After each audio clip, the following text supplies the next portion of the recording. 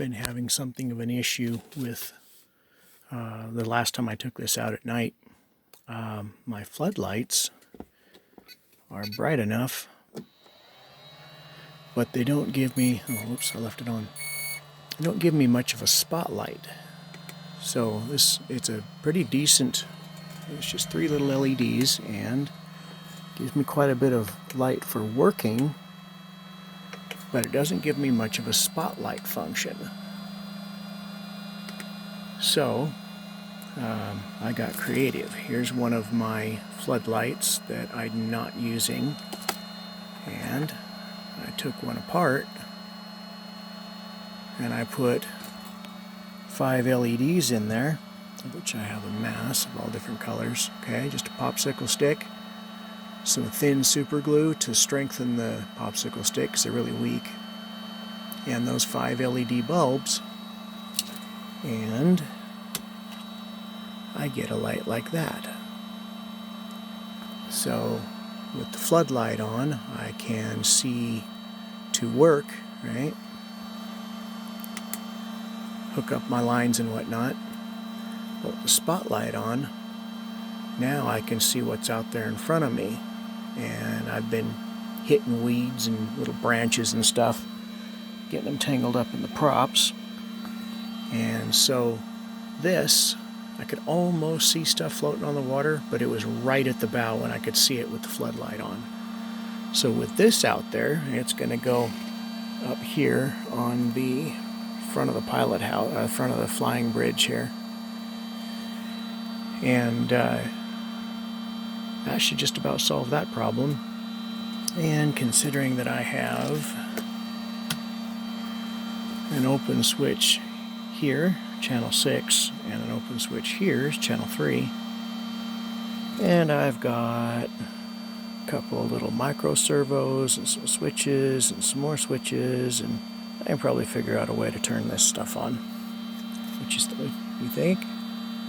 I should be able to figure that out pretty easy. Anyway, so I was wondering if, I don't remember if I ever showed any of this to anybody, but this is the boat. I've got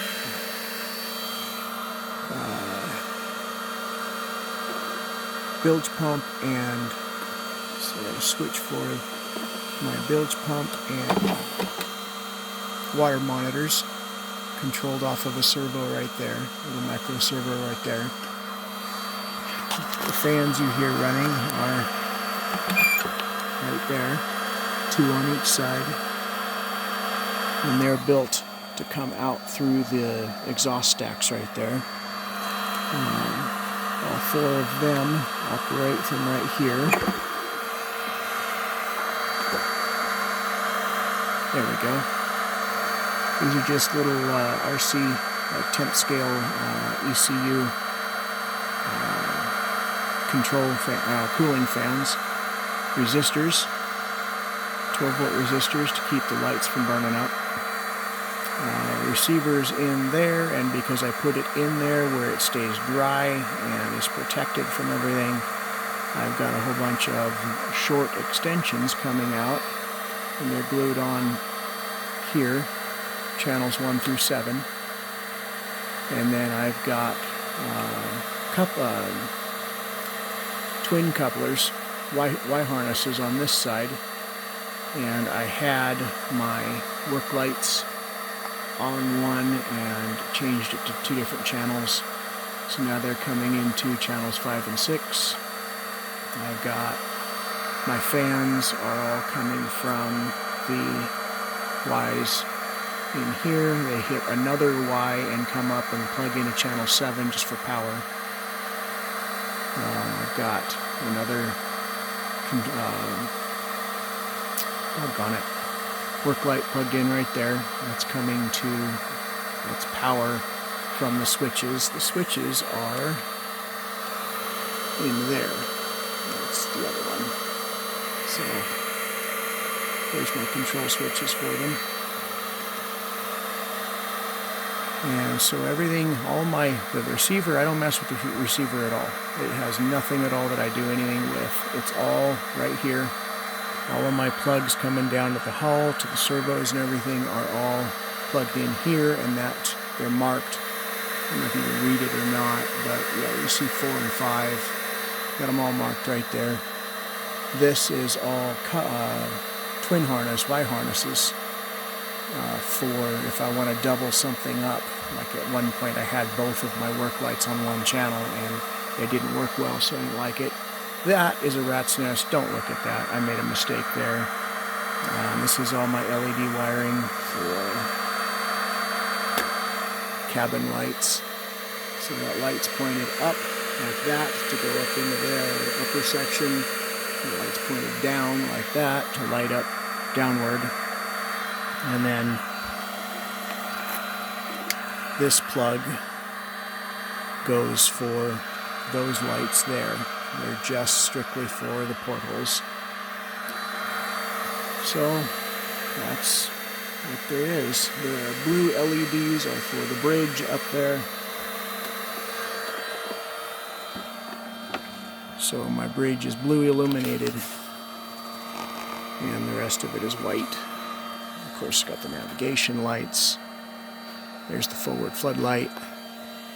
Up here I got forward masthead light, aft masthead light, and then that's the international towing, under 200 meter tow.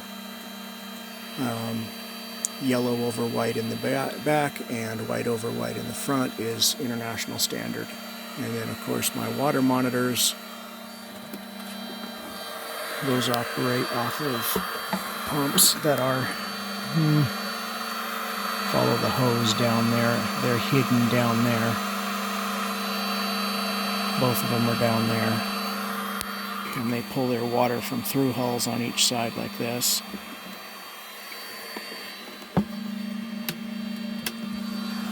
I've got one more of those batteries right there, so I'm trying to get a look in here. These are for my cooling pumps that are right down there and down there. You can see the ECUs in there.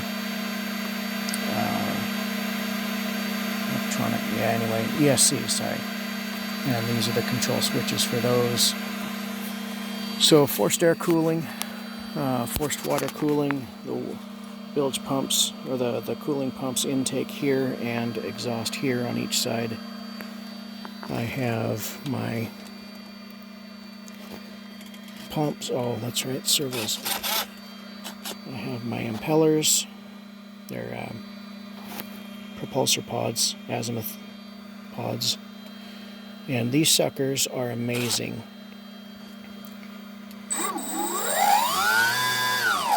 Watch this. That Kleenex is clear over there. And they will, I have seen 9 pounds of thrust out of these on this tug. I've measured it, and I've seen 9 pounds of thrust.